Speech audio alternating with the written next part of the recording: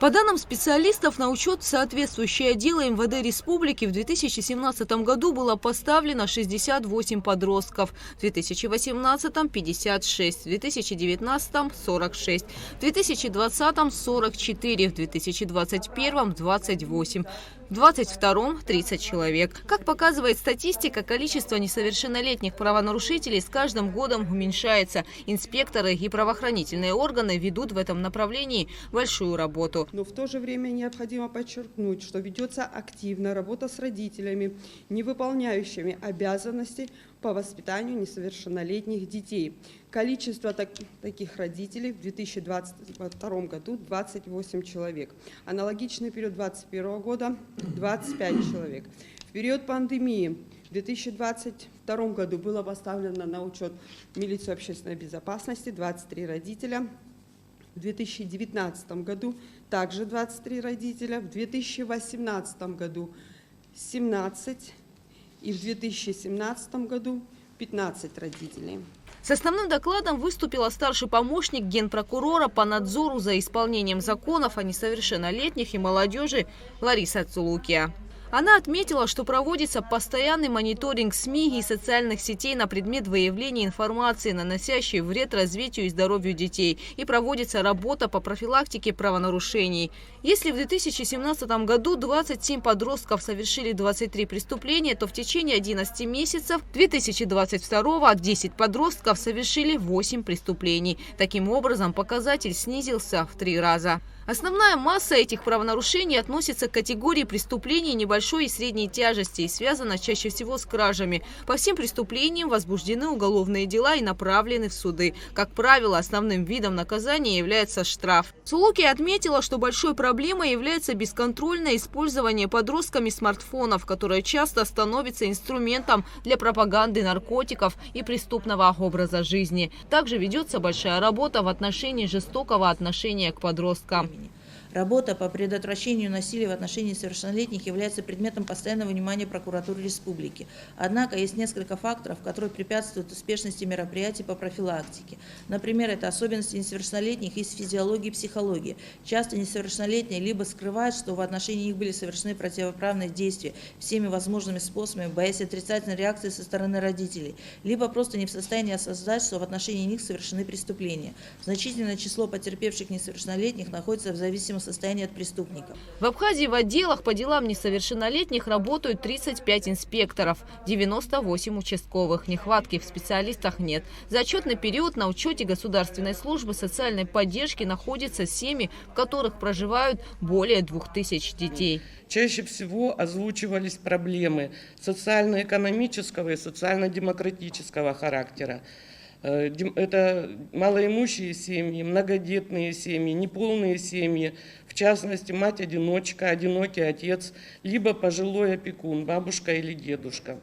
Ольга Мороз добавила, что уже началась разработка проекта «Приемная семья». Его суть в том, что будут подобраны и подготовлены семьи, в которые в экстренных случаях временно разместят детей. Также в дальнейшем планируется открыть кризисный центр.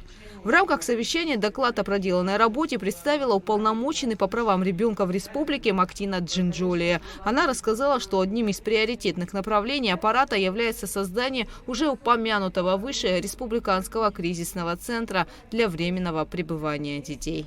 3 года было выявлено по меньшей мере 65 детей, 25 девочек и 40 мальчиков, которые остались без попечения родителей или опекунов, здоровью и жизни которых угрожает опасность.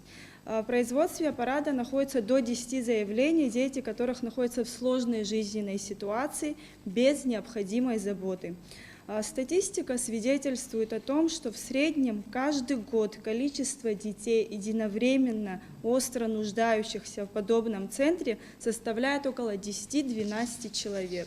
Условия в кризисном центре должны быть максимально близкими домашним, отметила уполномоченный по правам ребенка. При этом соответствующие службы должны рассматривать нахождение ребенка в центре как временное решение и предпринимать все необходимые меры для нормализации ситуации и возвращения их в биологическую семью.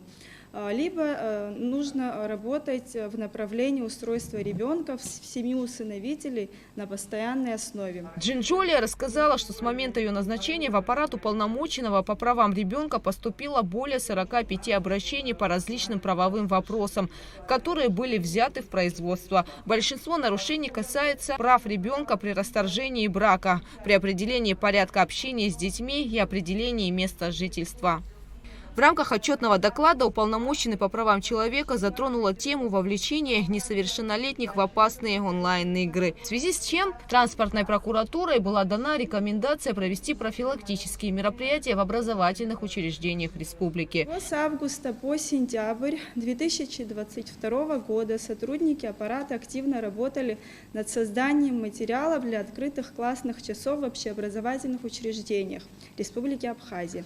После завершения работы нами была организована встреча с первым заместителем министра просвещения и языковой политики Республики Абхазия для изучения и последующего одобрения материалов, которые были подготовлены сотрудниками аппарата. В октябре 2022 представленные аппаратом уполномоченного по правам ребенка материалы были одобрены Министерством просвещения. Несмотря на то, что количество преступлений, совершенных подростками, с каждым годом становится меньше и есть хорошие результаты, на совещании было отмечено, что нужно вести еще более плодотворную работу. Можно сегодня отметить одну из проблем, которая была озвучена, что тот негативный контент, который присутствует в интернет-пространстве, определенным образом влияет на развитие наших детей. Поэтому здесь, помимо деятельности государственных органов, немаловажное значение приобретает роль семьи, роль воспитания, роль педагогов в школах. И наша сегодняшняя цель в том числе заключается, чтобы как-то наладить взаимодействие между всеми органами, которые занимаются сегодня профилактикой преступлений. Я думаю, выражу общее мнение, скажу, что здесь большинство людей сидит, которые знают еще Советский Союз, и мы помним тот период, когда в наших городах не было чужих детей. Сегодня почему-то это некий посыл родителям. И сегодня почему-то мы, когда замечания старшие делают молодежи на улице, некоторые родители это очень болезненно воспринимают. И хотел бы сказать, что если вашему ребенку кто-то сделал замечание, ему надо быть благодарным, что ваш ребенок кого-то заботит, кроме вас. Нас, он, конечно, всех заботит, правоохранителей. Мы стараемся минимизировать вовлечение молодежи в криминальную среду и в негативную среду. Но хотел бы сказать, основной посыл любому ребенку это дают дома. В координационном совещании также приняли участие представители Государственной службы охраны, Таможенного комитета, Миграционной службы, оперативного отдела СГБ, специалисты министерств и ведомств. Гугут Савардания, Давид Авицба, Абхазское телевидение.